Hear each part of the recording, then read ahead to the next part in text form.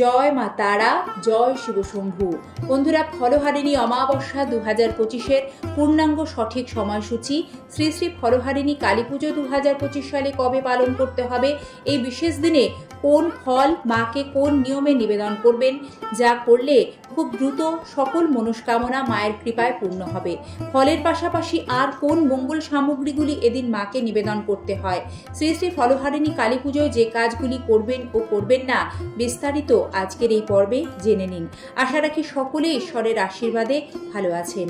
বন্ধুরা, ফলহারিণী অমাবস্যা ও শ্রী ফলহারিণী কালী পুজো 2025-এর ইংরাজি 26শে মে, বাংলার 11ই জ্যৈষ্ঠ 1432 বঙ্গাব্দ সোমবার পালিত হবে। অমাবস্যা তিথি শুরু হবে 26শে মে রাত 11টা বেজে 9 মিনিটে। এই অমাবস্যা তিথি শেষ হবে 27শে মে সকাল 8টা বেজে 45 মিনিটে। তাই অমাবস্যার নিশি পালন 26শে মে।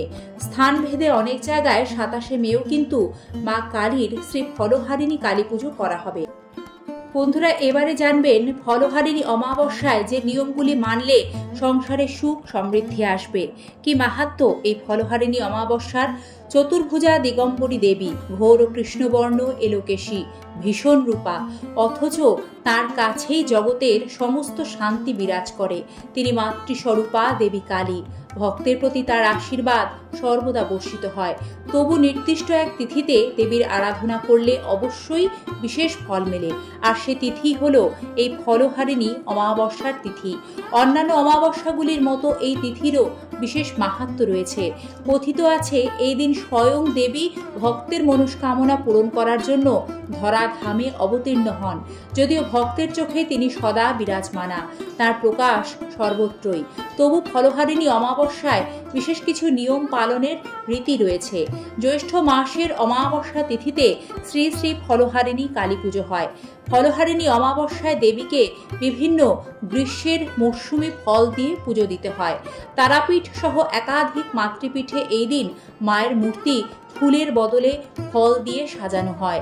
আম, জাম, কলা, লিচু ইত্যাদি বিভিন্ন ফলের মালা তৈরি করে দেবীকে পরানোর রেওয়াজ রয়েছে। কোনো ভক্ত যদি ফলহারিণী পুজোর দিন এমনটা করেন, তাহলে তার জীবন সুখ সমৃদ্ধিতে ভরে ওঠে। তবে জ্যোতিষ মতে এদিন মাকে ফল নিবেদনের বিশেষ কিছু নিয়ম পালন করতে হয়। মা কালী মানুষের জীবনের সব কর্মের ফল দান করেন। তিনি শক্তি, জ্ঞান, ইচ্ছা শক্তি, কর্মশক্তির প্রতীক।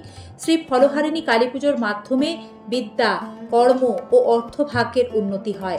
প্রেম প্রণয়ের ক্ষেত্রে বাধা দূর হয়। দাম্পত্য জীবন সুখময় হয়। মা কালী সমস্ত কর্মফল ধারণ করেন। এ পুজো করলে জীবের দুঃখ দুর্দশা নিমেষে দূর হয় এবং শারীরিক, মানসিক, নৈতিক ও আধ্যাত্মিক শক্তি লাভ হয়। কথিত আছে, শ্রী রামকৃষ্ণ পরমহংসদেব ফলহারিণী কালী পুজোর দিন তাঁর স্ত্রী সারদা দেবীকে জগতের মঙ্গল কামনায় ষোড়শী রূপে পুজো করেছিলেন। তাই আজও রামকৃষ্ণ মঠ ও আশ্রমে এই পুজো ষোড়শী পুজো নামে পরিচিত। বন্ধুরা, দীর্ঘদিনের মনস্কামনা পূর্ণ করতে শাস্ত্রের নিয়ম মেনে ফলহারিণী অমাবস্যা ও ফলহারিণী কালী পুজোয় মা কালীকে যে বিশেষ জিনিসগুলি আপনারা অর্পণ করবেন।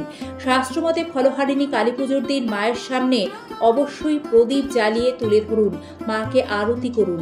বিশ্বাস করা হয় এতে জীবন থেকে সমস্ত অন্ধকার দূর হয়ে যায়। প্রদীপে লাল রঙের সলতে দিয়ে প্রজ্বলন করলে সবচেয়ে ভালো ফল লাভ করবেন। মনে রাখবেন, প্রদীপে তেল ভর্তি করে দেবেন। যতক্ষণ অমাবস্যা তিথি থাকবে সে রাত্রে যেন পুরো রাত ধরে প্রদীপ জ্বলতে থাকে। ধর্মীয় বিশ্বাস অনুসারে এদিন মৌরি দিয়ে পুজো দিলে বাড়িতে আর্থিক অভাব দূর হয়। তাই ফলহারিণী অমাবস্যায় মা কালীকে একটু হলেও নিষ্ঠার সাথে মৌরি নিবেদন করুন। এতে সংসারে সুখ সমৃদ্ধি, উত্তরোত্তর আর্থিক উন্নতি হবে, অসুস্থতা দূর হবে। পুজোর পর পুজোর স্থানে মৌরি দানাগুলি রেখে দিন।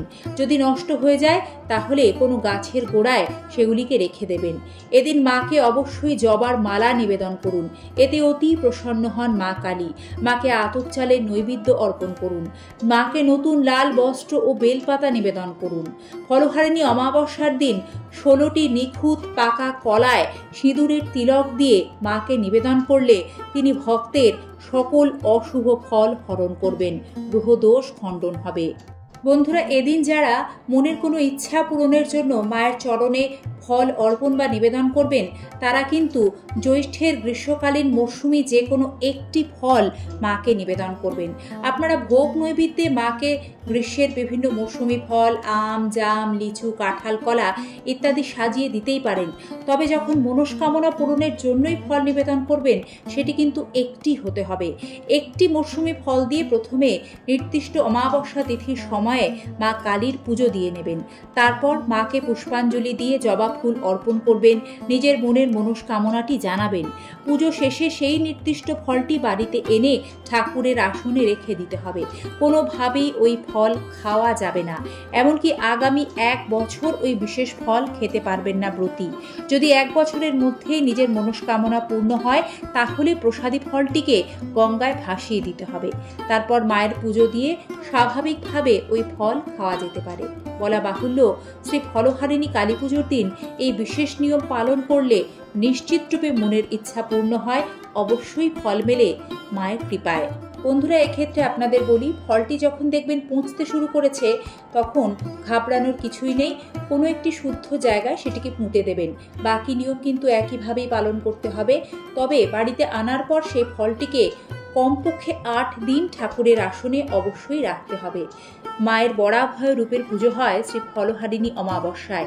এদিন মায়ের বিশেষ পুজোয় সকলের বিদ্যা, কর্ম, অর্থ, ভাগ্যের উন্নতি ঘটে। সাংসারিক দাম্পত্য জীবন, নানা ক্ষেত্রে মানুষ যে বাধার সম্মুখীন হন, সে বাধাও কেটে যায়। মায়ের কৃপায় অভীষ্ট ফল লাভ হয়। সে সঙ্গে মানসিক ও আধ্যাত্মিক দিকের জাগরণ ঘটে এই বিশেষ তিথিতে। জয় মা, তোমার কৃপায় মঙ্গলময় হোক জগৎ সংসার। বন্ধুরা, সম্পূর্ণ পর্বটি দেখার জন্য ধন্যবাদ জানাই। শ্রী ফলহারিণী কালী পুজো ও অমাবস্যা সম্পর্কিত আরও বিভিন্ন শাস্ত্রীয় বিধিসম্মত নিয়ম ও টোটকার ধারা, যেগুলি পালনে আর্থিক সুখ সমৃদ্ধি লাভ করবেন, সেগুলি আগামী পর্বগুলিতে আপনাদের জন্য আমরা হাজির করব। আজ এখানেই শেষ করছি। সাথে থাকবেন, ভালো থাকবেন।